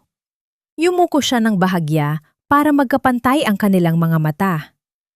Ang amoy ng pabango ni Mariel, isang eleganteng amoy ng sandalwood at rosas, ay tila isang masakit na paalala kay Enzo ng lahat ng kanyang sinayang. Enzo, tinanong mo ako noon kung bakit amoy sibuyas ako. Bulong ni Mariel, sapat lang para marinig ng lalaki. Amoy sibuyas ako dahil nagluluto ako para sa iyo, habang ikaw ay nagpapakasasa sa iba. Ngayon, tingnan mo ako. Amoy tagumpay na ako. At ikaw? Amoy pagsisisi na hindi matatapos habang buhay. Kinuha ni Mariel ang kanyang wedding ring na suot niya sa kanyang hintuturo. Dahan-dahan niya itong hinubad at inilagay sa palad ni Enzo. Ang tunog ng pagtama ng ginto sa balat ni Enzo ay tila tunog ng isang pintong tuluyan ng nagsara. Tapos na tayo, Enzo. Ang kasal na ito ay hindi matutuloy. Hindi dahil ayaw ko, kundi dahil wala ka ng pambayad sa paring magkakasal sa inyo. Wika ni Mariel bago tumalikod ng may mataas na no. Habang naglalakad si Mariel, palabas ng ballroom, ang mga press ay nag-uunahan sa pagkuha ng kanyang larawan. Si Celine ay nagsimulang sumigaw at makipag-away sa mga gwardiya. Habang si Remedios ay humahagulgol na sa sahig, tinatawag ang pangalan ni Mariel sa pag-asang kaaawaan pa siya. Ngunit bago tuluyang makalabas, napatigil si Mariel nang marinig ang isang malakas na tunog ng pagbagsak ng kung anong bagay sa loob ng ballroom. Isang sigaw ang umalingaw-ngaw. Isang sigaw ng matinding takot mula kay Celine. Lumingon si Mariel at nakita ang isang bagay na hindi niya inaasahan. Isang hindi kilalang lalaki ang pumasok mula sa gilid. Hawak ang isang dokumento na tila mas mapanganib pa sa lahat ng inilabas ni Mariel. Sino ang nagbigay sa'yo ng karapatang ibenta ang mga shares na ito, Celine? Ang boses ng lalaki ay malalim at puno ng banta. Napatitig si Mariel. Ang lalaking iyon ay ang tanging tao na hindi niya kasama sa plano. Ang lihim na kaanib ni Celine na ngayon ay tila handa na ring magtaksil sa kanya. Akala mo ba ay ganoon na lang kadaling talikuran ang lahat ng atraso mo sa akin, Celine? Hindi mo pa nababayaran ang kalahati ng utang mo at ngayon nalaman ko pang balak mo na palang tumakas papuntang ibang bansa. Ang boses ng lalaking pumasok, si Marcus, isang kilalang financier na may madilim na reputasyon sa mundo ng negosyo, ay tila isang kulog na nagpayanig sa bawat kristal ng chandelier sa loob ng ballroom. Lumapit siya kay Celine. Ang kanyang mga mata ay naniningkit sa galit habang ang mga bisita ay naguunahang lumayo, takot na madamay sa tensyong bumabalot sa silid. Napasandal si Celine sa altar. Ang kanyang mamahaling wedding gown ay tila naging isang kulungan na pumipigil sa kanyang paghinga. Marcus, wait! It's not what you think! Magbabayad ako. Bigyan mo lang ako ng kaunti pang oras. Kapag nakuha ko na ang kontrol sa kumpanya ni Enzo, anong kumpanya ang sinasabi mo? Putol ni Enzo. Ang kanyang boses ay puno ng pait at kawalan ng pag-asa. Tumayo siya mula sa kanyang pagkakasalampak. Ang kanyang mga mata ay naniningkit habang nakatingin sa babaeng akala niya ay kanyang kaligtasan. Wala na akong kumpanya, Celine. Wala na akong pera. Binawi na ni Mariel ang lahat. Ginamit mo lang ba talaga ako para pambayad sa mga utang mo? Tumawa si Marcus, isang nakakangilong tawa na tila humihiwa sa bawat natitirang piraso ng dangal ni Enzo. Ginamit? Enzo, ikaw ang pinakamalaking tanga sa lungsod na ito. Celine didn't love you. She needed a sacrificial lamb at ikaw ang voluntaryong nagpaihaw sa sarili mo. Every single centavo na kinuha niya sa iyo ay diretso sa mga offshore accounts ko para bayaran ang mga pagkakamali ng tatay niya. Napatulala si Enzo. Lumingon siya kay Mariel na nananatiling nakatayo sa gilid. Tahimik na pinapanood ang kaguluhan. Sa mga mata ni Mariel, wala na siyang makitang pagmamahal. Wala na ring galit. Ang tanghing naroon ay isang malalim at malamig na kawalan ng pakiramdam. Ang katahimikan ni Mariel ang siyang pinakamabigat na parusa para kay Enzo. Mariel, please, bulong ni Enzo. Ang kanyang boses ay puno ng pagsusumamo. Tulungan mo ako, hindi ko alam. Niloko rin nila ako. Isang golden moment ang nabuo ng dahan-dahang kumuha si Mariel ng isang puting panyo mula sa kanyang bulsa, ang malinis na panyo ng kanyang ama, at marahan nitong pinunasan ang isang maliit na alikabok sa kanyang manggas. Ang kanyang bawat kilos ay tila isang tula ng paglayo. Hindi niya tinignan si Enzo. Sa halip, itinuon niya ang kanyang pansin sa maruming panyong hawak niya kanina, na ngayon ay tila sumasagisag sa lahat ng dumi na kanyang iniwan. Hindi na ako ang tagapagligtas mo, Enzo. Mahinahong wika ni Mariel. Ang boses ay umaalingaw-ngaw sa gitna ng sigawan ni Celine at Marcus. 5 taon akong naging sandigan mo, pero giniba mo ang pundasyong iyon. Ngayon, hayaan mo ang sarili mong mga desisyon ang sumagip sa iyo o ang lumunod sa iyo. Lumingon si Mariel kay Marcus. Mr. Marcus, kung may balak kayong maningil, gawin ninyo iyan sa labas ng aking hotel. May mga legal kaming sinusunod dito at ayaw kong madumihan ang aking ballroom ng inyong mga usapin. Your hotel? Naniningkit ang mga mata ni Marcus habang tinititigan si Mariel. So, ikaw ang anak ni Fernando Sarmiento. Hindi ko akalain na ang anak ng pinakamalakas na tao noon ay magiging ganito kapursigido. Pero tandaan mo, Mariel, may mga dokumento ang tatay mo na hindi mo pa nahahanap. Mga dokumentong nag-uugnay sa akin, sa pamilya Aragon at sa pagkamatay niya. Napatigil ang tibok ng puso ni Mariel. Ang bawat salita ni Marcus ay tila isang mitya na muling nagpasiklab sa kanyang hinala. Anong ibig mong sabihin? Tanungin mo si Celine.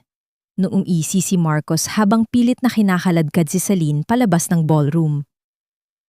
Tanungin mo siya kung anong ginawa ng tatay niya sa huling gabi ng buhay ni Don Fernando. Naiwan ang ballroom na parang isang basag na salamin. Ang mga bisita ay nagsimula ng magsialisan habang ang mga security ay dahan-dahang nililinis ang lugar. Si Doña Remedios ay nakatulala pa rin sa sahig. Yakap ang kanyang mga alahas na ngayon ay wala ng halaga dahil ang kumpanyang kinukuhanan niya ng pondo ay ganap ng bangkarot. Si Enzo naman ay naiwang nakaupo sa gitna ng altar, mag-isa, sa gitna ng mga nalalantang puting rosas. Ang kanyang puting taksido ay may mansana ng alak at luha. Lumapit si Lolo Ben kay Mariel. "Senyorita, ihanda na po ba ang sasakyan? Mukhang kailangan nating sundan ang mga sinabi ni Marcus." Hindi sumagot si Mariel. Tumingin siya sa altar. Sa huling pagkakataon na makikita niya si Enzo bilang bahagi ng kanyang buhay. Ang sakit ay nandoon pa rin, pero ito ay hindi na sugat na dumadanak ng dugo. Ito ay isa ng pilat na nagpapaalala sa kanya ng kanyang katatagan. "Lolo Ben!" wika ni Mariel habang naglalakad palabas. "Buksan ang lumang vault sa Clark. Gusto kong malaman kung ano ang itinatago ni Papa na hindi niya nasabi sa akin. At tungkol kay Enzo, siguraduhing lahat ng utang niya sa bangko ay ipoprocess na bukas din. Walang extension, walang awa." Habang palabas ng hotel, isang estrangerong lalaki ang mabilis na lumapit kay Mariel at may iniabot na isang maliit na digital recorder bago ito mabilis na naglaho sa karamihan. Nanginginig ang mga kamay ni Mariel habang pinipindot ang play. Ang boses na lumabas doon ay hindi kay Enzo, hindi kay Celine. Ito ay ang boses ng kanyang ama, hapo at tila naghahabilin ilang oras bago ang aksidenteng pumatay dito. "Mariel, anak, kung naririnig mo ito, huwag kang magtitiwala sa kahit kanino sa kumpanya. Lalo na sa pamilya Villarama." Ang boses ng nakaraan ay parang isang multong bumabalot sa kasalukuyan. Bawat salita ay isang hapdi na hindi kayang pawiin ng anumang yaman o kapangyarihan. Sa loob ng tahimik na silid-aklata ng mga Sarmiento, ang tanging maririnig ay ang mahinang ugong ng digital recorder na paulit-ulit na pinatutugtog ni Mariel.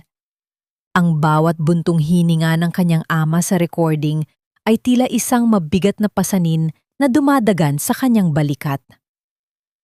"Mariel, anak, huwag kang magtitiwala. Villarama." Ang huling salitang yon ay tila isang sumpa na bumabasag sa lahat ng kanyang pinaniwalaan tungkol sa kanyang pagsasama kay Enzo. Nakatitig si Mariel sa portrait ng kanyang ama. Ang mga daliri niya ay nanginginig habang hawak ang recorder. Ang pamilya Villarama, ang pamilyang pinaglingkuran niya, ang pamilyang inakala niyang naging kanlungan niya pagkatapos mawala ang kanyang ama. Sila ba ang dahilan kung bakit nag-iisa siya sa loob ng 5 taon? Sila ba ang may kinalaman sa aksidenteng kumitil sa buhay ni Don Fernando? Attorney Valderrama, tawag ni Mariel sa kanyang abogado na tahimik na naghihintay sa dilim ng silid. Siya sa tininyo ang lahat ng bank records ni Doña Remedios bago pa ako mapunta sa kanila. Gusto kong malaman kung saan nanggaling ang perang pambayad nila sa mga utang nila noon bago kami ikasal ni Enzo. Samantala, sa labas ng naglalakihang gate ng mansyon ng mga Sarmiento, isang anyo ng lalaki ang nakaluhod sa gitna ng malamig na kalsada. Si Enzo. Ang kanyang tuksido ay puno na ng dumi, ang kanyang buhok ay gulo-gulo, at ang kanyang mga mata ay namumugto sa pag-iyak. Sa tabi niya, si Doña Remedios ay nakaupo sa isang lumang maleta, humahagulgol at panay ang mura sa hangin, hindi matanggap na ang kanilang marangyang buhay ay nagtapos sa kalsada. "Mariel, parang awa mo na, kausapin mo ako." Ang sigaw ni Enzo ay paos at puno ng pagsusumamo. Ang tunog ng kanyang paghampas sa bakal na gate ay tila tunog ng isang taong nalulunod na pilit kumakapit sa huling piraso ng kahoy. "Niloko rin ako ni Celine. Wala akong alam sa mga plano niya. Mariel, asawa mo ako." Isang golden moment ang nabuo nang makita ni Mariel ang eksenang ito sa pamamagitan ng security monitor sa loob. Naalala niya ang gabi na siya ang nasa posisyon ni Enzo, nakaluhod sa ulan, pinalayas na parang basura. Noong gabing iyon, wala siyang narinig, kundi ang halahak ni Remedios at ang malamig na pananahimik ni Enzo. Ngayon, ang gulong ng tadhana ay bumalik sa kanila, pero walang naramdamang saya si Mariel. Ang tanging naroon ay isang malalim na pagkapagod. Dahan-dahang lumabas si Mariel patungo sa gate, may dalang isang itim na payong. Pagkakita sa kanya, agad na gumapang si Enzo patungo sa rehas, pilit na inaabot ang laylayan ng damit ni Mariel. "Mariel, mahal, patawarin mo ako," hikbi ni Enzo. "Magsimula tayo ulit. Kahit bumalik tayo sa tundo, kahit magtago tayo sa hirap, basta kasama kita. Ngayon ko lang na-realize na ikaw lang ang tanging totoo sa buhay ko." Tumingin si Mariel kay Enzo. Ang kanyang mukha ay kasing lamig ng marmol. "Gusto mong bumalik sa tondo, Enzo? Gusto mong maranasan ulit ang hirap?" Dahan-dahan siyang yumukod at kinuha ang isang piraso ng tinapay na binili ni Enzo sa tabi ng kalsada kanina na nahulog na sa putik. "Ito ang buhay na ibinigay mo sa akin habang pinapayaman kita. At ang sabi mo noon, nakakasuka ang amoy ng kahirapan ko. Ngayon, Enzo, amoy sibuyas ka na rin." Lumingon si Mariel kay Remedios na ngayon ay pilit na tumatayo para magmakaawa rin. "At ikaw, nanay, ang perang ginamit ninyo para tubusin ang mga alahas ninyo noon. Alam ko na kung saan galing. Galing yon sa insurance claim ni Papa na illegal ninyong nakuha sa tulong ni Celine." Napatigil sa pag-iyak si Remedios. Ang kanyang mukha ay napalitan ng matinding takot. Paano mo nalaman?" "Hindi natutulog ang katotohanan," wika ni Mariel. "Attorney Valderrama, tawagan ng mga pulis. May mga ebidensya na tayo ng insurance fraud at posibleng conspiracy sa pagkamatay ni Don Fernando Sarmiento." "Hindi, Mariel, wala akong kinalaman doon," sigaw ni Enzo habang dahan-dahan siyang hinihila palayo ng mga security guard mula sa gate. "Mahal kita, Mariel.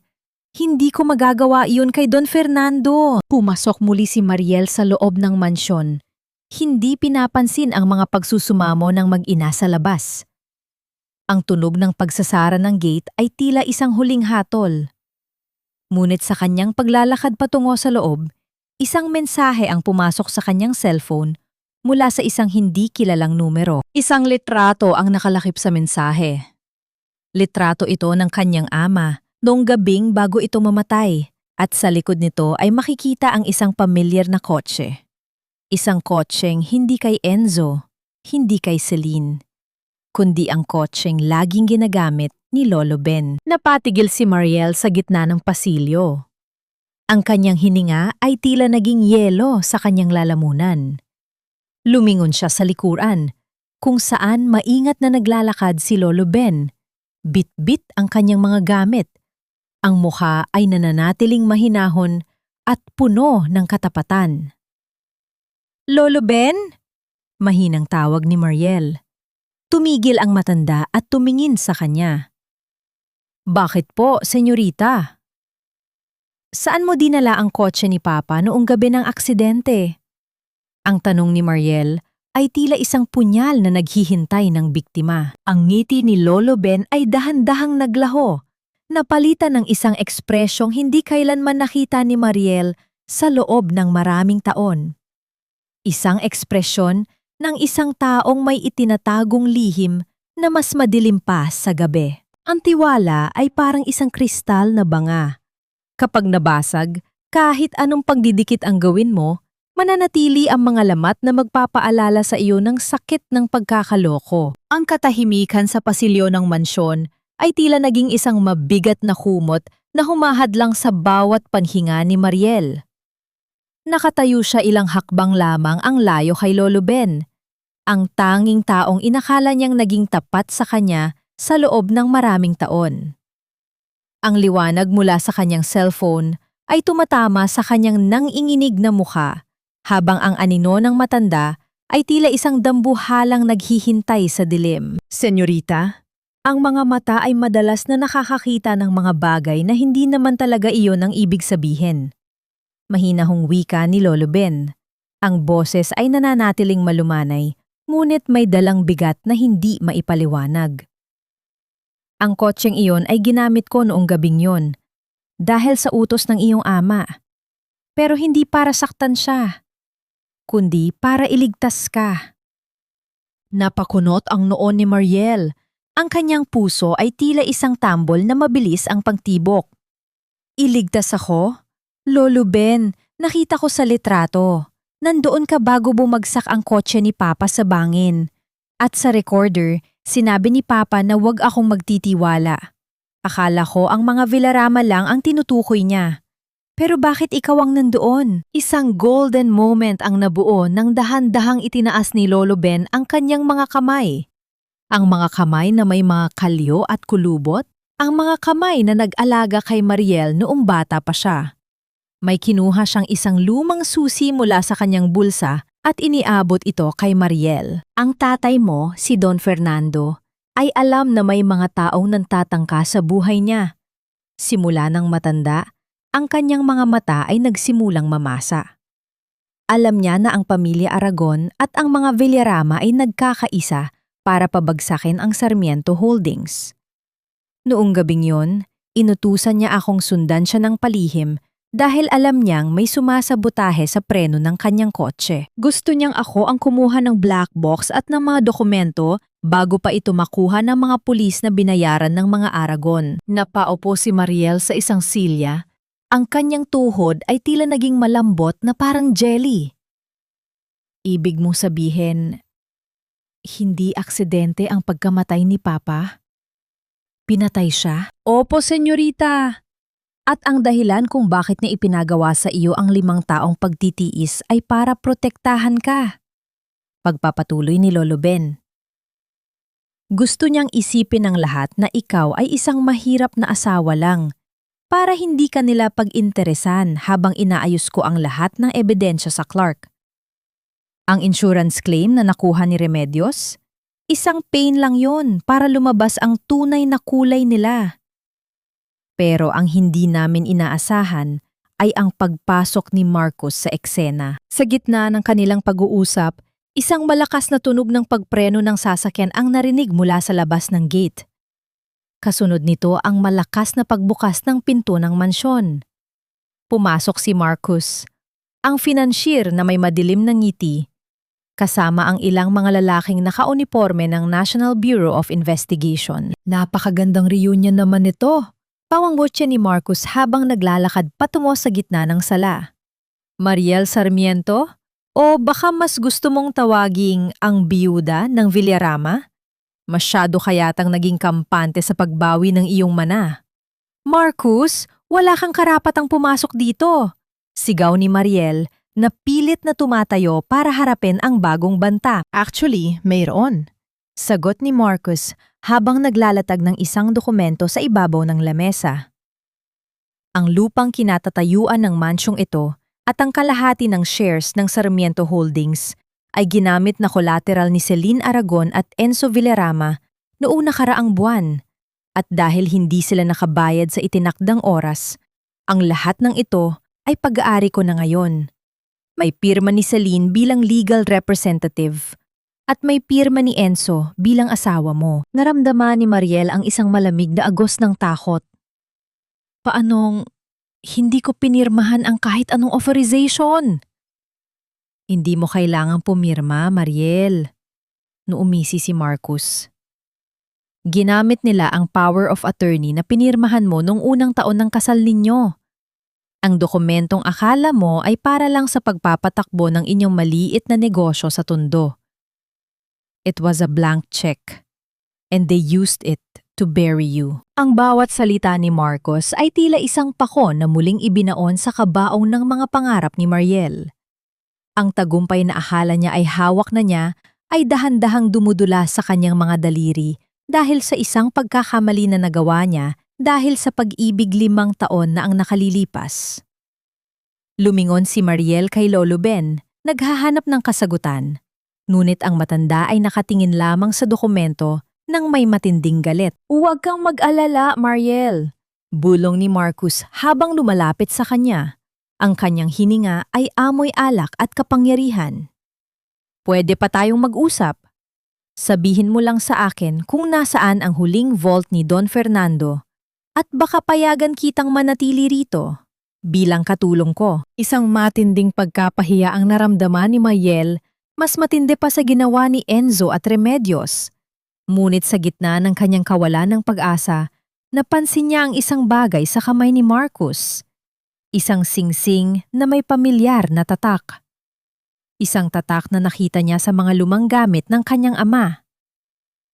Ang singsing na yan, bulong ni Mariel. Ikaw ang pumatay sa tatay ko. Tumigil ang mundo ni Marcus. Ang kanyang ngiti ay dahan-dahang naglaho, napalitan ng isang mapanganib na ningning sa kanyang mga mata. Sa labas, ang kulog ay muling dumagundong. Tila isang babala na ang laban ay hindi pa tapos, at ang tunay na kaaway ay ngayon palang maglalantad ng kanyang muka. Cliffhanger. Habang akmang lalapit si Marcus para patahimikin si Mariel, biglang bumukas ang pinto ng library at lumitaw ang isang anyo na hindi inaasahan ng lahat. Si Enzo, duguan, hapo, at may hawak na isang asul na folder na naglalaman ng huling alas na magpapabagsak kay Marcus. Hindi pa tapos ang laban, Marcus. Dahil kahit traidor ako, hindi ako pumatay ng tao. Hindi lahat ng pagkakamali ay mabubura ng isang simpleng patawad. Pero ang isang huling tamang gawa ay sapat na para sa isang makasalanang, tulad ko na nagnanais lamang ng kapayapaan. Ang boses ni Enzo ay hapo at puno ng pait. Bawat salita ay tila may kasamang dugo na dahan-dahang umaagos mula sa gilid ng kanyang labi. Nakatayo siya sa may pintuan. Ang kanyang tuksido na kanina ay simbolo ng kanyang ambisyon. Na yun ay punit-punit na at puno ng dumi. Sa kanyang kamay ay mahigpit niyang hawak ang isang asul na folder.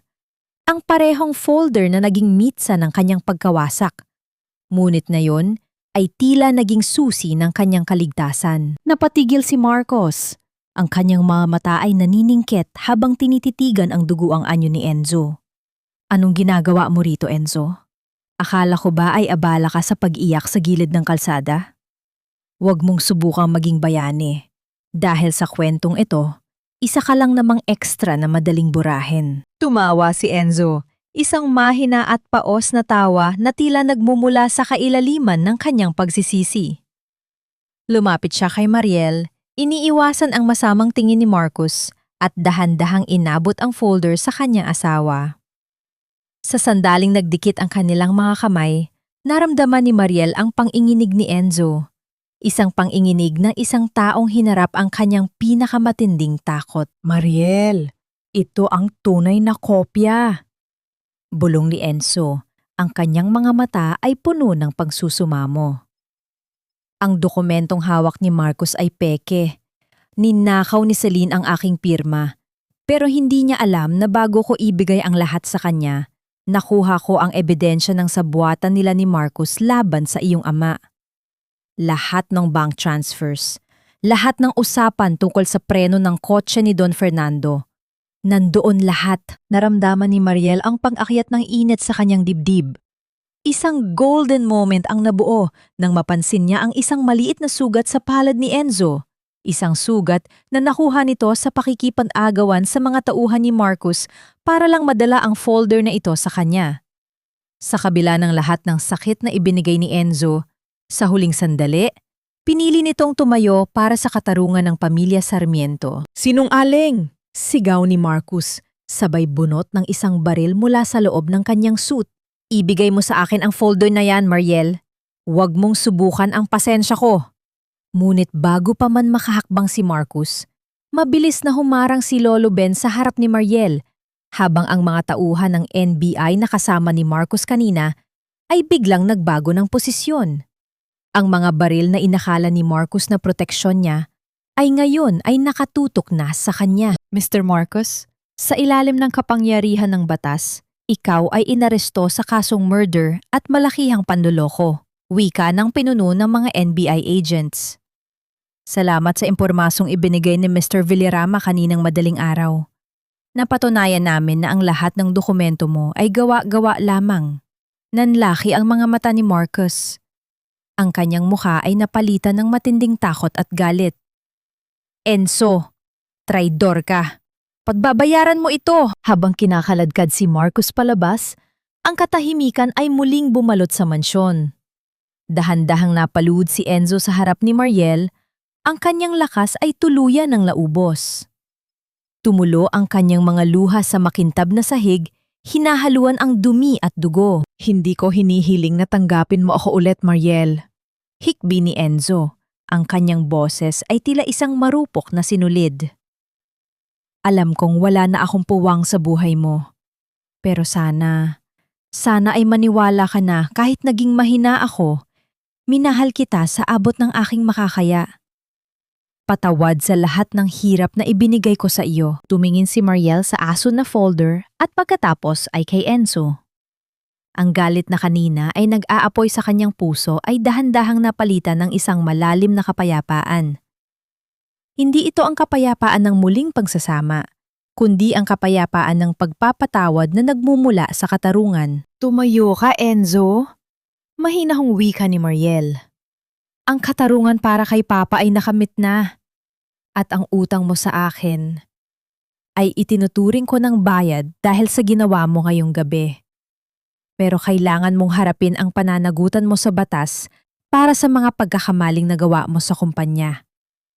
Tumangmo si Enzo. Isang mapait na ngiti ang sumilay sa kanyang mga labi. Handa na ako, Mariel. Kahit anong parusa, tatanggapin ko. Basta alam kong ligtas ka na. Dinala ng mga otoridad si Enzo at habang pinapanood ni Mariel ang pag-alis ng sasakyan ng pulis, naramdaman niya ang isang kamay sa kanyang balikat. Si Lolo Ben. Tapos na po, senyorita. Wika ng matanda. Malaya na ang kaluluwa ni Don Fernando. At malaya ka na rin mula sa iyong nakaraan. Pumasok si Mariel sa loob ng silid-aklatan at kinuha ang panyo ng kanyang ama. Sa unang pagkakataon sa loob ng 5 taon, hindi na amoy sibuyas ang kanyang paligid. Hindi na rin amoy pagsisisi. Ang tanging nalalanghap niya ay ang amoy ng bagong umaga. Isang umagang puno ng pag-asa. Ngunit habang binubuklat ni Mariel ang asul na folder, isang maliit na liham ang nahulog mula sa loob nito. Isang liham na isinulat ni Enzo noong mga gabi. Nakasama niya si Celine. Ngunit ang bawat salita ay para kay Mariel. Ang mga salitang nakasulat doon ay naglalaman ng isang katotohanang magbibigay ng huling twist sa kanyang damdamin. Mariel, kung hindi ako makakabalik ng buhay, alamin mo na ang bawat gabi na kasama ko siya. Ikaw ang hinahanap ko sa dilim. Ang bawat pagtatapos ay isa lamang binhi ng isang bagong simula. Ang mga luhang natuyo sa iyong pisngi ay ang siyang magiging pataba sa lupang paglalabasan ng pinakamagandang bulaklak ng iyong buhay. Sa ilalim ng malambot na sikat ng araw sa Manila Memorial Park, nakatayo si Mariel sa harap ng puntod ng kanyang ama. Wala ng kulog, wala ng ulan, at wala na ang mabigat na pasanin sa kanyang dibdib. Suot niya ang isang simpleng puting bestido na humahampas sa ihip ng mahinang hangin. Inilapag niya ang isang bungkos ng sariwang puting rosas sa ibabaw ng marmol na lapida ni Don Fernando Sarmiento. Papa, tapos na po. Bulong ni Mariel. Ang kanyang boses ay puno ng kapayapaan. Kinuha niya ang maruming panyo na naging saksi sa kanyang hirap at dahan-dahan itong itinupi bago inilagay sa isang maliit na kahon sa tabi ng puntod. Nakamit na ang katarungan. Ang pangalang Sarmiento ay muli ng malinis. Patawad kung natagalan bago ko naintindihan ang iyong mga aral. Sa tabi niya, tahimik na nakatayo si Lolo Ben. Ang kanyang mukha ay maaliwalas at puno ng pagmamalaki. Matutuwa ang iyong ama, senyorita. Hindi lang ang yaman ang naibalik mo, kundi ang dangal na mas mahalaga pa sa kahit anong ginto. Isang golden moment ang nabuo nang humarap si Mariel sa malaking gusali ng Sarmiento Holdings na natatanaw mula sa malayo. Sa loob ng 5 taon, ang gusaling iyon ay tila isang pangarap na hindi niya maabot, ngunit ngayon, siya na ang magpapatakbo nito. Pagdating niya sa kumpanya, sinalubong siya ng buong board of directors na nakatayo at yumuyukod ng may malalim na paggalang. Wala nang nagtataas ng kilay, wala nang bumubulong tungkol sa kanyang simpleng kasuotan. Habang naglalakad siya patungo sa presidential chair, bawat hakbang niya ay tila isang deklarasyon ng kanyang muling pagsilang. Mula sa araw na ito, wika ni Mariel sa harap ng lahat, ang kanyang boses ay matatag at puno ng awtoridad. Ang kumpanyang ito ay hindi na magiging simbolo ng kasakiman. Magiging simbolo tayo ng katapatan at pagtulong sa mga taong nasa ibaba. Dahil alam ko ang pakiramdam ng walang sandigan sa gitna ng unos. Pagkatapos ng board meeting, dumaan si Mariel sa tapat ng kanilang dating bahay ni Enzo. Ang mansyong naging kulungan ng kanyang kaligayahan. Nakita niya ang mga karatulan ng foreclosed na nakadikit sa gate. Sa labas, nakita niya si Doña Remedios, nakaupo sa isang lumang bangkito sa tabi ng kalsada. Mukhang matanda na at pagod. Bit-bit ang mga alahas na wala nang tumatanggap sa pawn shop dahil puro peke na pala ang mga ito na pinalitan ni Celine noon pa man. Tumigil sandali ang sasakyan ni Mariel. Tumingin siya sa kanyang dating biyenan. Nakita siya ni Remedios at agad na tumayo ang matanda, pilit na lumalapit sa bintana ng sasakyan na tila hihingi ng tulong. Ngunit hindi ibinaba ni Mariel ang salamin. Hindi dahil sa galit, kundi dahil alam niyang ang katarungan ay kailangang maranasan ng buo. Dahan-dahang umandar ang sasakyan, iniwan ang anino ng nakaraan sa likuran. Sa huling bahagi ng araw, binisita ni Mariel ang isang maliit na orphanage na balak niyang pundohan. Habang pinapanood niya ang mga batang naglalaro, nakatanggap siya ng isang sulat mula sa kulungan. Galing ito kay Enzo. Mariel, sa bawat gabi rito sa loob, binibilang ko ang mga sandaling sinayang ko kasama ka. Hindi sapat ang habambuhay na pagkakulong para bayaran ang sakit na ibinigay ko. Pero salamat, dahil sa huling sandali, hinayaan mo akong gawin ang tama. Maging masaya ka sana, dahil yan ang nararapat para sa isang reynang tulad mo. Hindi na umiyak si Mariel. Tinupi niya ang sulat at inilagay sa kanyang bag. Ang huling bakas ng kanyang nakaraan ay dahan-dahan nang naglalaho. Pinalitan ng isang bagong pagkatao na mas matatag, mas matalino, at higit sa lahat, marunong ng magmahal sa sarili. Umakyat si Mariel sa rooftop ng Sarmiento Holdings habang lumulubog ang araw. Ang kalangitan ay nagkulay kahel at lila, isang napakagandang tanawin na tila naghuhudyat ng isang payapang gabi. Huminga siya ng malalim, nilalasap ang sariwang hangin ng kalayaan. Sa kanyang hinduturo, kumikinang ang kanyang lumang wedding ring na muli niyang ipinaayos. Hindi na bilang simbolo ng kasal, kundi bilang isang tropeo ng kanyang pagkapanalo sa hamon ng buhay. Ang pag-iging alipin ay tapos na. Bulong ni Mariel sa hangin, ang kanyang mga mata ay nakatingin sa malawak na lungsod ng Maynila. Ngayon, ako na ang susulat ng sarili kong kwento. Lumingon siya at nakita si Lolo Ben na naghihintay sa pinto, bit-bit ang kanyang coat.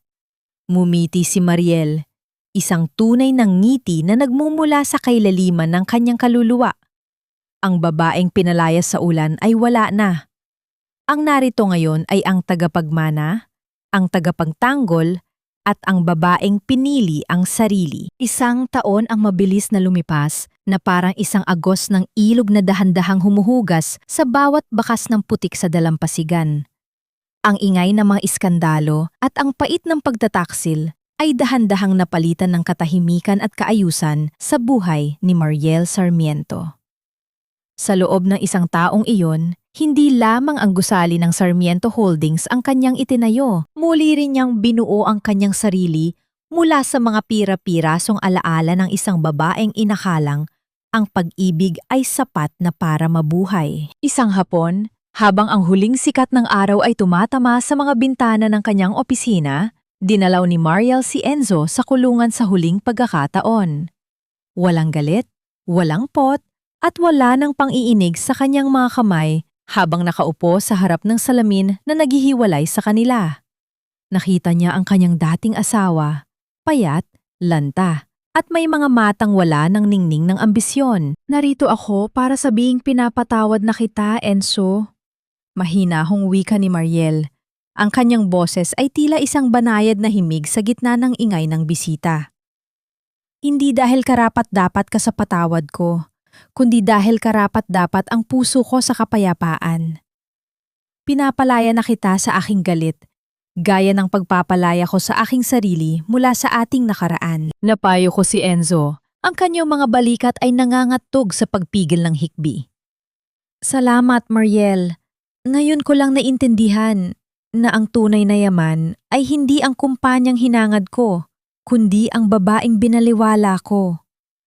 Nang lumabas si Mariel sa gusali ng piitan, naramdaman niya ang isang kakaibang gaan sa kanyang dibdib.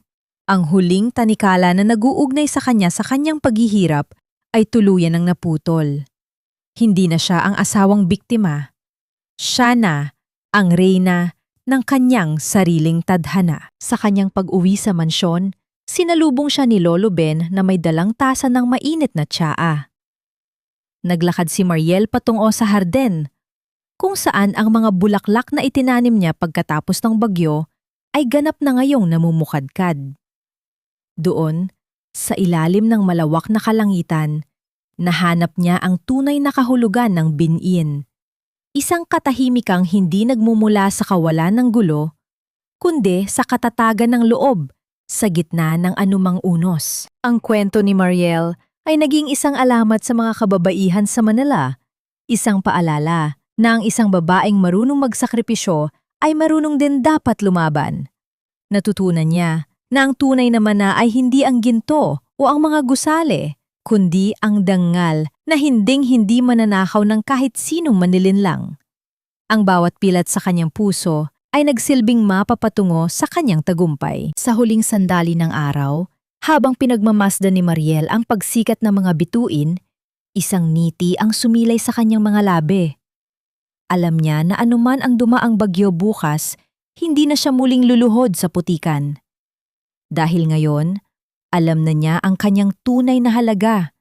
Isang halagang hindi kailanman mababayaran ng kahit anong salapi at isang pag-ibig na nagsisimula sa pagtanggap at paggalang sa sarili.